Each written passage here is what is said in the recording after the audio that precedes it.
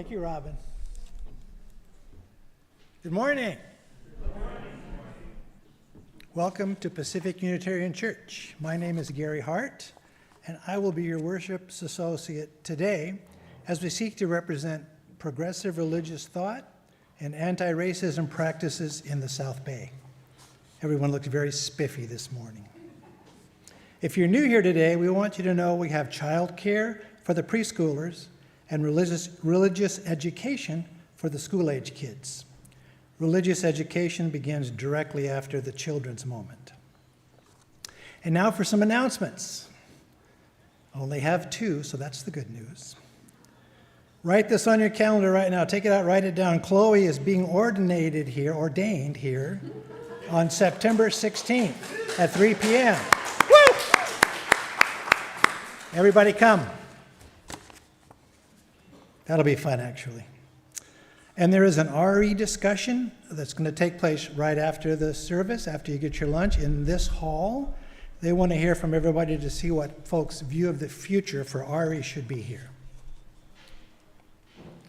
Leanne and I attended services at the First Unitarian Society of Denver last Sunday. I always find it interesting to go to a different UU church because it's very familiar, but just a little bit different. And they did something that really I loved, and we're going to do it again today here. It's time to greet your neighbor. Stand up, give them a fist bump, be very careful, but greet your neighbor.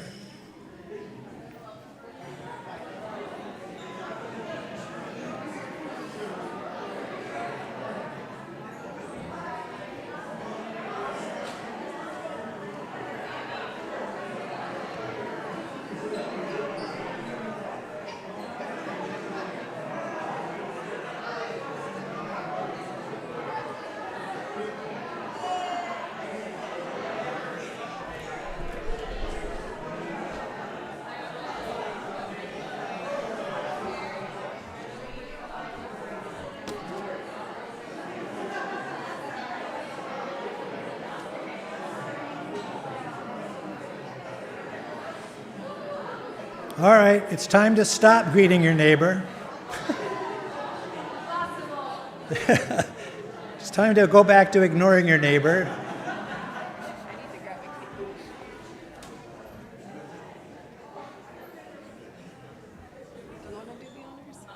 Sure. Now it's time for me to invite up, it must be Steve Schlegel.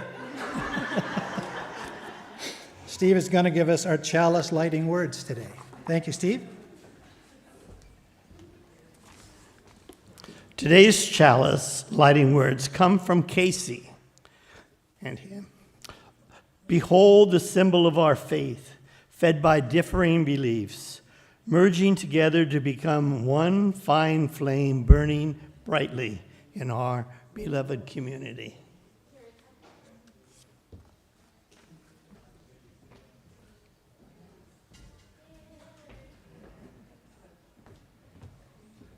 What was that, Steve? I wasn't listening. Oh, never mind.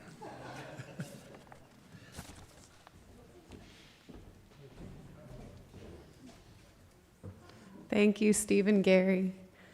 Good morning, everyone. My name is Chloe Briede, and I'm the interim minister here at Pacific Unitarian Church.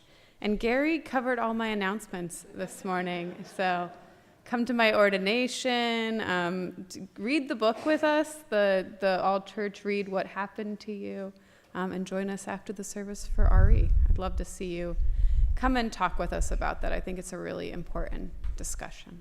So, our opening words this morning come from the Reverend Karen Johnston, and she's now the settled minister as of, I think, 2 weeks ago at our church in Burlington, Vermont. So a new and happy settlement there.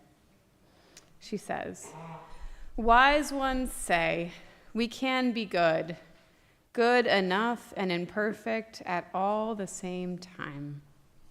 Wise ones say we can listen to understand, not necessarily agree, and be moved by the truth that does not make sense to our lived experience, and let it change our world. They tell us also to raise up those who are trodden upon, to cultivate humanity when the world would rather we grow certitude in our heart. Wise ones remind us we can recognize that those who do harm do not always intend to, and that it is still ours to reckon with the impact. They tell us that we can say, I don't know, and I'm not sure, and still be a warrior, still be whole, still be a leader. In fact, the kind of leader we long for. Wise ones tell us to pay attention not to just the what, but also the how. May this be the meditation of our hearts. May this be the words of our mouths, not just the what, but also the how. May we be the wise ones, today and every day. Let us worship together. And our opening hymn in our worship together is number 361, Enter, Rejoice, and Come In. And thank you so much for Robin jumping in today to play the piano with us, with Shayna.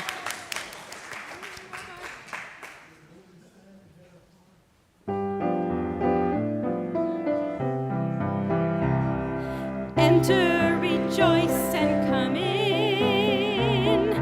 Enter, rejoice, and come in. Today will be a joyful day. Enter, rejoice, and come in. Open your ears to the song. Open your ears to the song. Today will be a joyful day. Enter, rejoice, and come in. Open your hearts, everyone. Open your hearts, everyone. Today will be a joyful day. Enter, rejoice, and come in. Don't be afraid of some change. Don't be afraid of some change. Today will be a joyful day. Enter, rejoice, and come in. Enter, rejoice, and come in. Enter, rejoice, and come in. Today will be a joyful day. Enter, rejoice, and come in.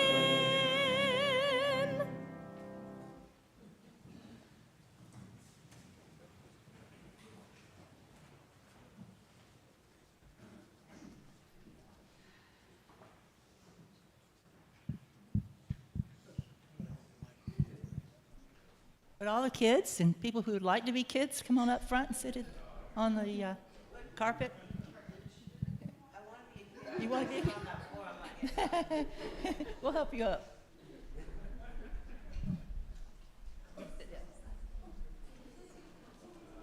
Hi, everybody.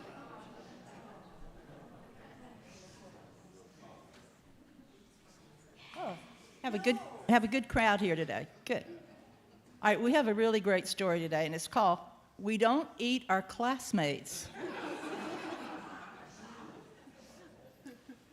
And hey, kids, you will never be eaten by a T-Rex, just so you know. They are extinct, so don't worry. Yeah. Well, yeah, you're right, someday. Okay. Penelope is the name of this T-Rex, and she is very nervous. It's not every day a little T-Rex starts to school.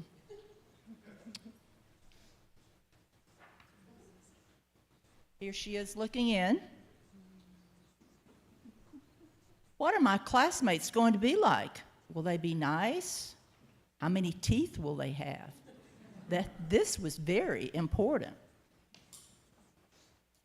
Penelope's mom bought her a new backpack with ponies on it.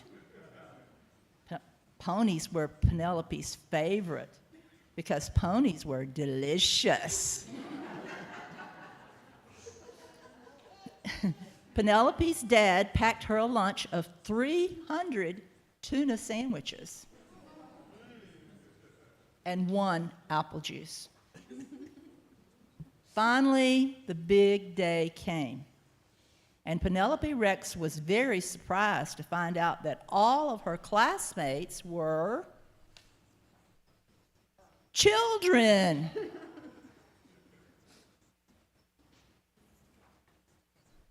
So, she ate them. Because children are delicious. Penelope Rex, said Mrs. Noodleman, we do not eat our classmates. Please spit them out at once. So she did.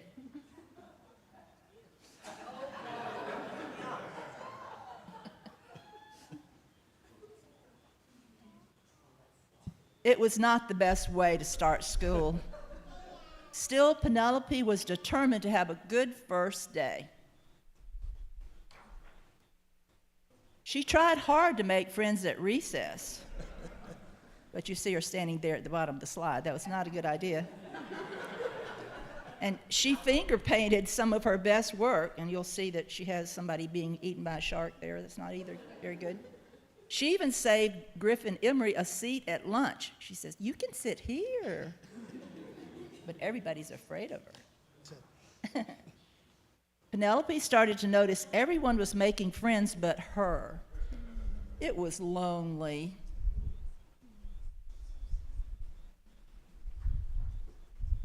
When she got home, her dad asked her about her first day at school. I didn't make any friends, Penelope cried. None of the children wanted to play with me. Penelope Rex, her father said, did you eat your classmates? Well, maybe, sort of, just a little bit.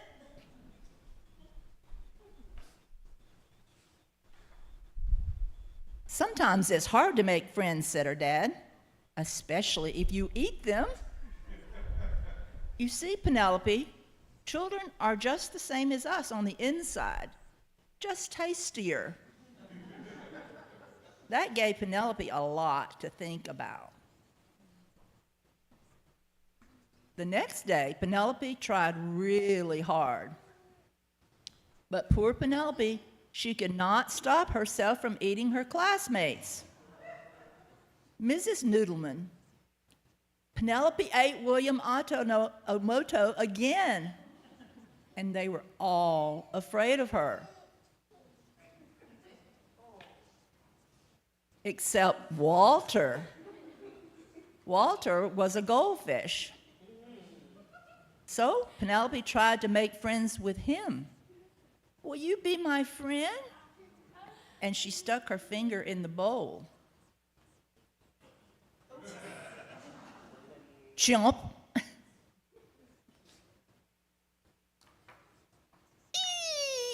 He's eating my finger. Wow.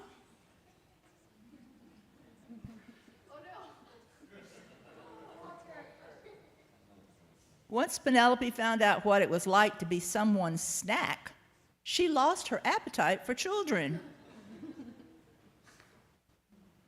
She stopped eating her classmates, even when Cece Woodman spilled barbecue sauce all over herself. And soon Penelope made friends. Found you. Want a brownie? I helped make them. Now, even when children look especially delicious, she peeks at Walter and remembers what it's like when someone tries to eat you.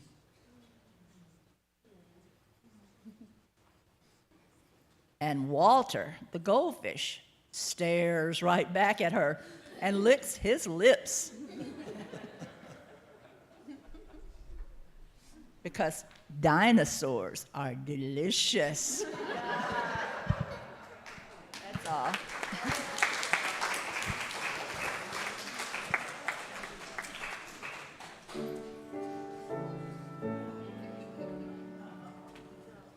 As we leave this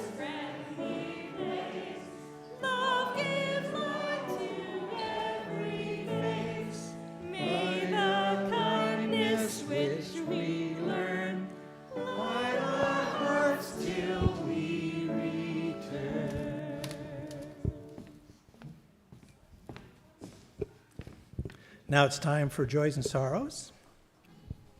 We share our good and bad times in our ritual of joys and sorrows. We share these very personal messages so that we can comfort and help each other as well as be comforted and helped by others. If you would like, you may come forward and light a candle in silence or with a brief verbal expression of a special joy or sorrow. Come up here to Chloe and she will give you a candle. I just wanted you to know, if you didn't know, that D. Master's sister died.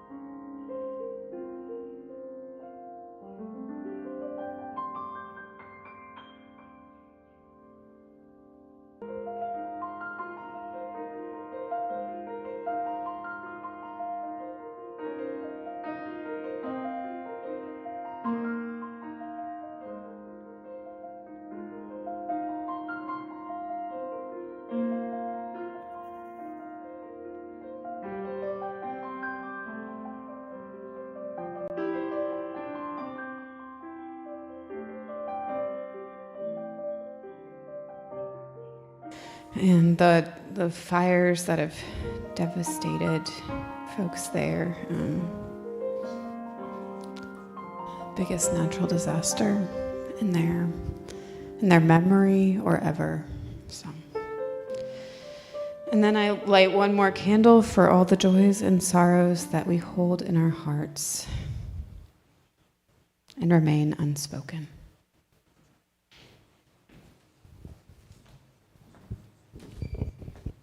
Now it's time for our centering hymn, which is There Is Love. Sheena and Robin. This is a round, just so you know. I'm going to go through it twice, and then I'm going to peel off a little bit, but don't worry, we'll all come back to it in the end.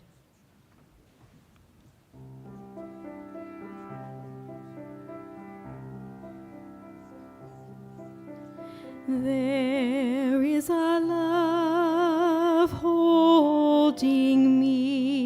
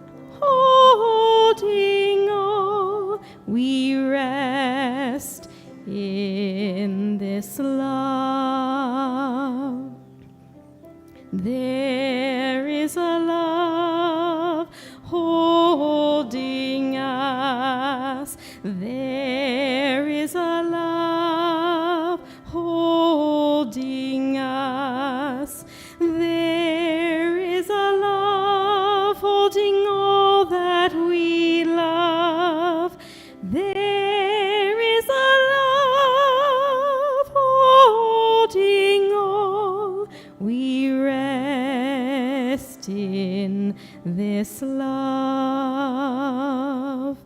We rest in this love.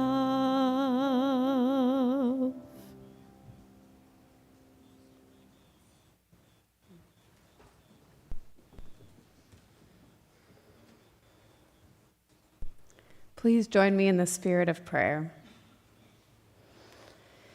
You might lower your gaze or close your eyes. We can take a deep breath in together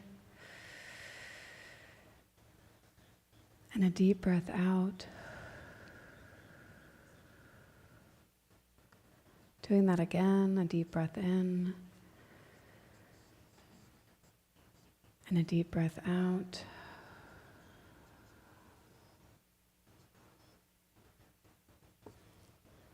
There is a love holding us, embracing us in moments both fleeting and eternal, embracing us in times of great sorrow and pain, deep pain like the fires this week in Hawaii, embracing us in times of despair and loss, when nothing feels like it can return to normal.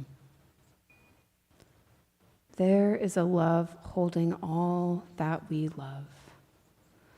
A love, a big love that we send outwards, praying for an easing of suffering, praying for peace, praying for joy. We rest in this love. Spirit, help us to receive the love of others, to take in their care and their good wishes for us. Help us to accept the joy that comes to us, knowing that we are enough, that we deserve it. Everyone is worthy of this love. We rest in this love. This we pray, sending love and light outward to all who need it. Let us take a moment of silence.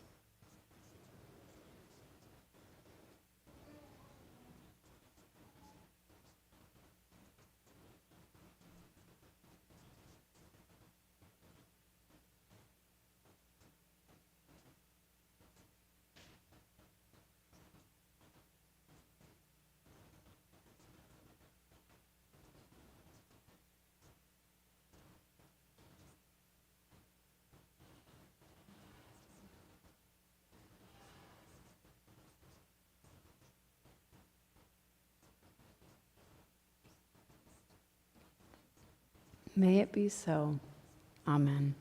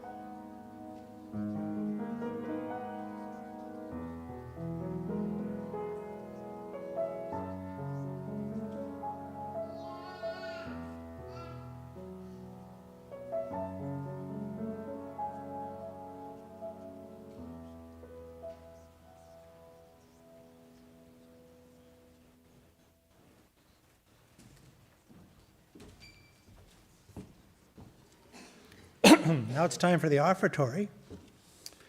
On a serious note, today we split our plate with the UUA Disaster Relief Fund to aid the recovery from the recent fires in Maui. We send our love and prayers to those affected by this devastating disaster. So please give generously to the basket as it passes you by. Some of it, half of it, will go to Hawaii. And now a not so serious announcement. We have a public service announcement from the city of Rancho Palos Verdes. PUC was notified by the city that in light of the rising frequency of human-coyote conflicts, the city is advising hikers, joggers, and cyclers to take extra precaution and keep alert for coyotes while outdoors. We advise that folks wear noisy little bells on their clothing so as not to startle the coyotes that aren't expecting them. We also advise you to carry pepper spray with you in case of an encounter with a coyote. It's also a good idea to watch out for fresh signs of coyote activity. People should recognize the difference between coyote poop and dog poop. Dog poop is smaller and contains lots of kibble and dog treats. Coyote poop has little bells in it and smells like pepper.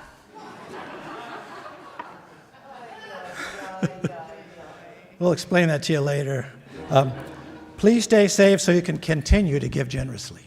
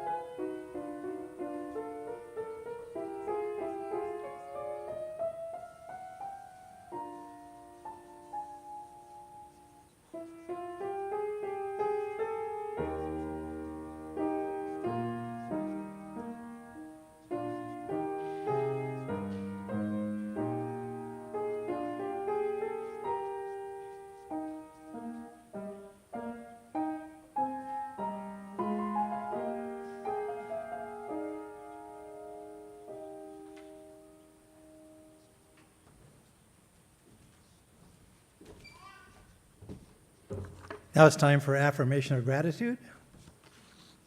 Showing up there on the screen, maybe? Oh, there it is. All right, here we go. Let us be grateful when we are able to give, for many do not have that privilege. Let us be grateful for all those who share their gifts, for we are enriched by their giving. And let us also be grateful even for our needs, so that we may experience the generosity of others.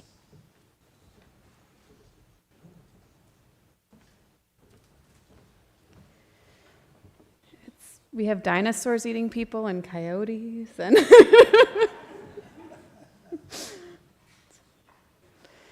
Our reading this morning comes from Ruth Bebermeyer, and it's called Words Are Windows or Their Walls. I feel so sentenced by your words. I feel so judged and sent away. Before I go, I've got to know. Is that what you mean to say? Before I rise to my defense, before I speak in hurt or fear, before I build that wall of words, tell me, did I really hear? Words are windows or they're walls. They sentence us or set us free. When I speak and I hear, let the love shine through me. There are things I need to say, things that mean so much to me. If my words don't make me clear, will you help me to be free? If I seem to put you down, if you felt I don't care, try to listen through my words to feelings that we share. That's what she says. Recently, I played pickleball for the first time. If you don't know, it's a very popular sport at the moment, which feels like a cross between tennis and ping pong. And it's played on a court about half the size of a tennis one with paddles. The first swing I took while learning pickleball, I took at a ball coming towards me in, a classic in the game. And it was a classic swing and a miss. I swung at the air and the ball went straight past me. The voice that came up in my head sounded a lot like the voice that came up a lot in middle school gym class. And it reminded me that I was never really good at sports to begin with. I silenced that voice and reminded myself that pickleball was designed for a wide variety of people, and tried again. This time, instead of gesturing wildly at where I thought the ball was in an attempt to hit it, I paused for a millisecond, breathed in, and purposefully watched the ball come to my paddle. I was able to hit it back across the net, though not completely in bounds. I'm not sure what prompted me to try this strategy, taking a breath, a pause before hitting the ball back. No one had tried to coach me on it other than some polites, "You'll get it next time." But somehow this decision to pause for just a second improved my pickleball game. Recently, a friend of mine, Melody, name changed, told me about a conversation with her husband. Her husband had started to tell her about a news article he had read describing a tragic and horrible dirt biking accident involving a teenage boy. As he started the story, she quickly stopped him with an outburst. "Stop telling me this, I don't want to hear it," she said. Suddenly, they were bickering back and forth, and we can imagine how that would go. "Well, I was just, but you're just, and I can't believe you aren't. Why do you have to be so fill in the blank?" Upon reflection, she wondered, I think I could have stopped him in a more compassionate manner. I agreed, reflecting on all the times when my own response to my spouse or friends could have been a little bit different. Because honestly, neither my friend or her husband were really wrong. Her husband had wanted to share something interesting and perhaps even share a warning about the dangers of dirt biking, and she, probably tired from the day, wasn't in the best emotional space to hear about tragedy. Her reaction wasn't surprising. Her reaction also fits into some of what the book What Happened to You by Oprah Winfrey and Dr. Bruce Perry describes. That's our church summer read right now. Perry, the neuroscientist and psychiatrist, describes how humans react to threat. In it, he uses a diagram of an upside-down triangle to talk about our reactions and our brain. Dr. Perry says this: "Let's look at the basic organization of the brain. It's like a 4-layer cake. And at the top, we have the cortex, the most uniquely human part of our brain. The systems at the top are responsible for speech and language, Thinking and planning and our values and beliefs are stored there. This is the part that can tell time. When the cortex is online and active, we think about the past and look forward to the future. We know which things are in our past and which things are in our present. Now, the bottom of the brain, the bottom of that triangle, the brainstem, this part of the brain controls less complex, mostly regulatory functions like body temperature, regulation, breathing, health, heart rate, and so forth.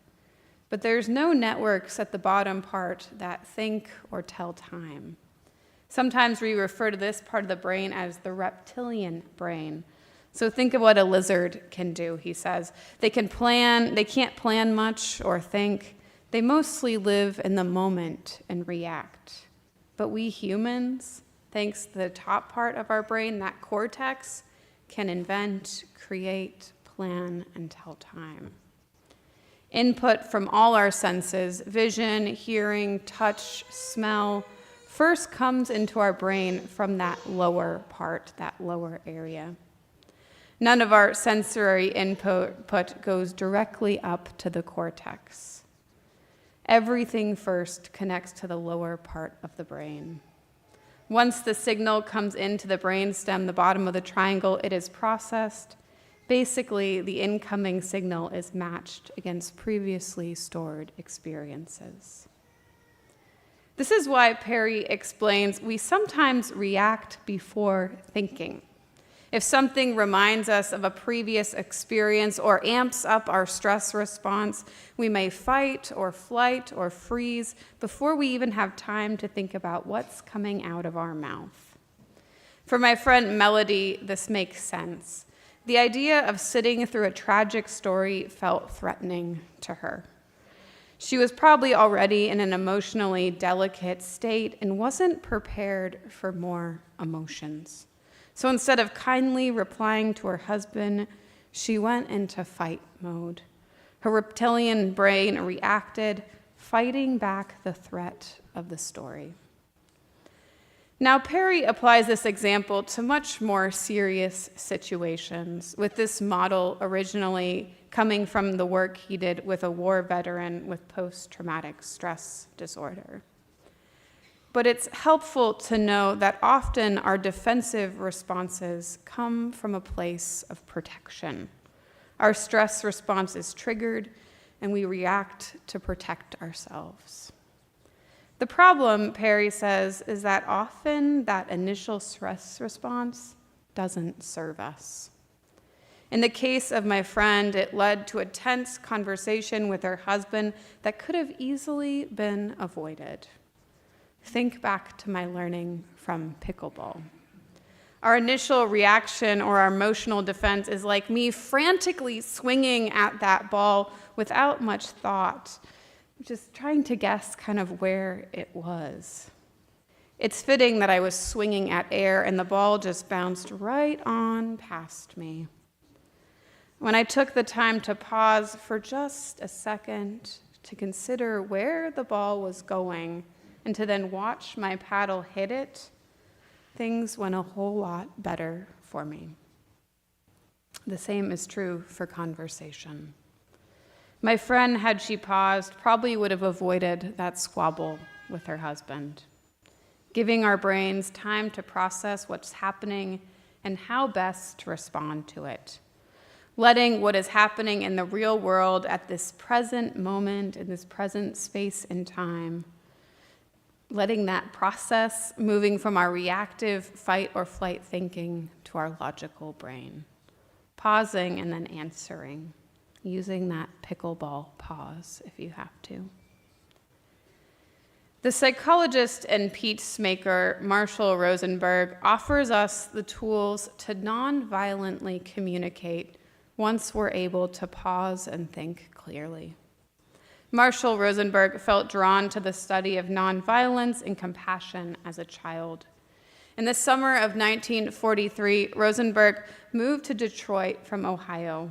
That summer, 2 weeks after moving into their new home, one of the worst race riots ever seen in Detroit took place.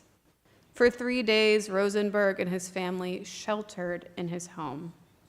Upon going to school that fall, after all of that had happened, he was the new kid, having just moved in that summer. Rosenberg was jumped because his name sounded Jewish. The violence in Detroit at the time, and likely World War II as well, and even violence that he later recalls in his own family, made Rosenberg wonder, how do humans lose their natural proclivity towards compassion and go towards violence? Can we help each other be compassionate? As an adult, Rosenberg trained as a psychologist and went into private practice. In the 1960s, he was asked to help with school integration. This is where he first developed the communication technique that would shape the rest of his career. Nonviolent communication, or compassionate communication. A communication technique that aims to use the principles of Gandhi and Martin Luther King Jr. to help create relationships between people who disagree or who have been in conflict with one another. His 4 components of nonviolent communication are these: observation, 1, observations, then feelings, 2, 3, needs, and then 4, requests. The first, observation gives you time to think. It usually begins like this, and let's use the example of Melody and her husband. What is Melody observing? Her husband really wants to tell her this story, right? She might say this as the observation part of things. I can see you are really captivated by this story and interested in telling me about it. She's stating the facts and clarifying what's happening in the moment for both of them. It also gives her time to think, to have that pause. She then goes on to the second step, feelings, expressing how she feels in the current moment. She might say, to be honest, I'm feeling exhausted, and hearing about this tragedy might just make me cry. I've had a really hard day at work. Can you see the difference already a little bit? She said, I can see you're really captivated by this story and interested in telling me about it. And to be honest, I feel exhausted, and hearing about the tragedy might just make me cry. I've had a really hard day. The third is needs. What do you need right now? She might say, right now, I really need some peaceful time to decompress. And then the fourth thing is requests. What might you ask from the other person in this moment? For her, do you mind telling me this tomorrow at breakfast instead? I think I'll be in a better state to hear about it then. The aim of Rosenberg's technique is to get away from language that is accusatory or passes judgment on the other person. Melody doesn't say, you're being so inconsiderate, don't you see that I'm tired? Or she also doesn't say, oh, you always bring up the news, you're such a downer. She's not making judgments or accusations. Instead, her communication centers on the facts and then moves to her feelings and needs, and invites her husband to have empathy for her current emotional state, asking him kindly to change his behavior. Observations, feelings, needs, requests. Non-violently bringing the other into empathetic communication with us. I learned this technique in college, and although it's not perfect for every situation, every time I come back to it, I'm reminded just how powerful and transformative it can be. It helps you pause, step away from accusations and reactions, and center on what's really happening in the moment. Beloveds, part of our mission as Unitarian Universalists is to create a more just, more equitable, and more compassionate world and relationship with each other. Sometimes we aren't the best at doing that in practice. Indeed, we react before thinking, creating misunderstandings and hurt feelings. And although we will never be perfect, there is progress to be made. We can change, and there's plenty of tools out there to help us. Perhaps this week, try incorporating the pickleball pause into your thinking. Or when you're faced with a difficult conversation, think, okay, what am I observing? Okay, let me say that. What am I feeling? Let me say that. What do I need? And what can I request? After a while, doing that can become second nature. And it can help build empathy between each other. May we continue to do that work that helps us communicate more compassionately with each other. May it be so. Amen.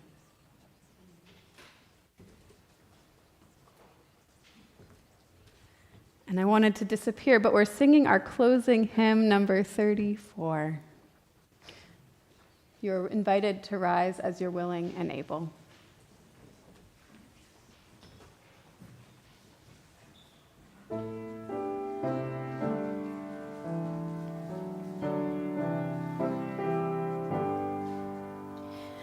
Though I may speak with bravest fire and have the gift to all inspire and have not love, my words are vain as sounding brass and hopeless gain.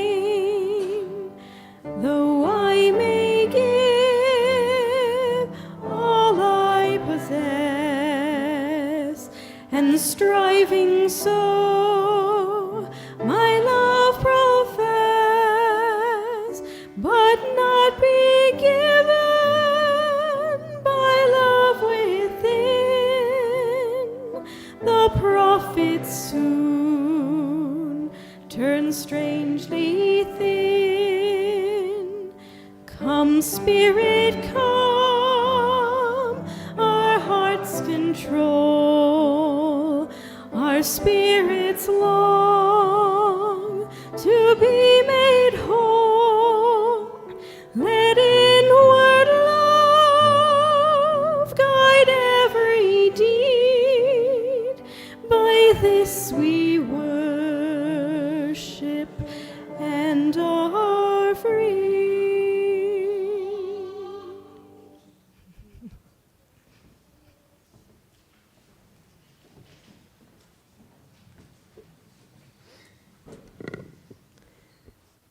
This church is dedicated to the proposition that beneath all our differences, beneath all our diversity, there is a unity that makes us one and binds us forever together. In spite of time and death and the space between the stars, we pause in silent witness to that unity.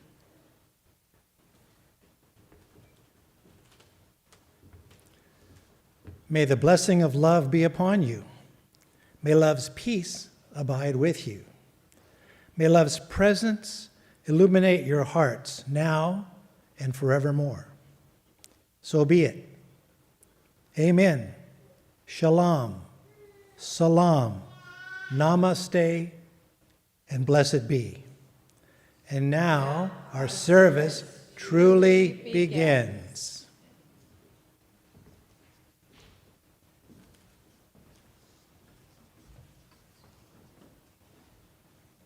This is my favorite.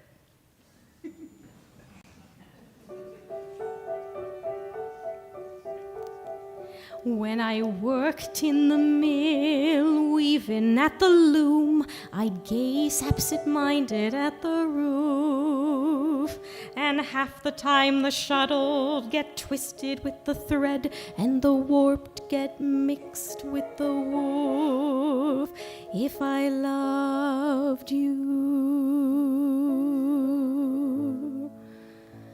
but somehow I can see just exactly how I'd be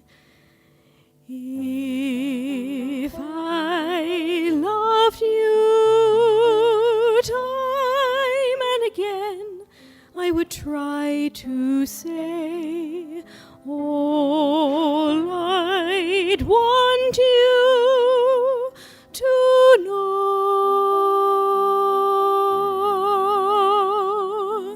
If I loved you, words wouldn't come in that easy way.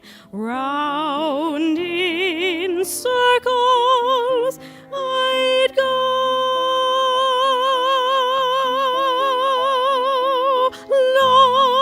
longing to tell you, but afraid and shy.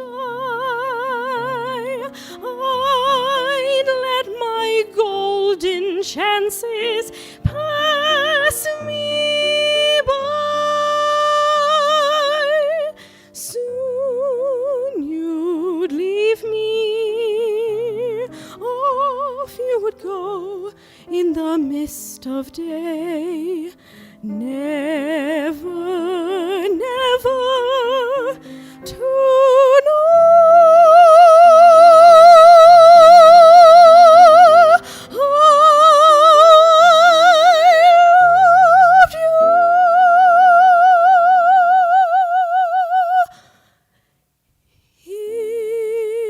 If I loved you.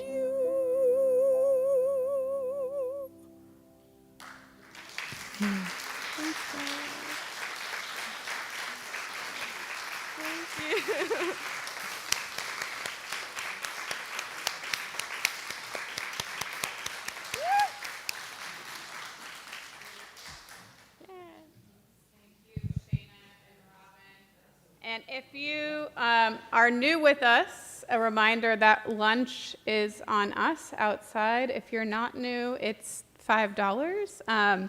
So you're invited to stay, join us for lunch. And if you'd like to come and talk about RE with me and with Melissa Garcia, we'd love to have you here in the sanctuary. Grab your lunch and we'll make a circle and start talking.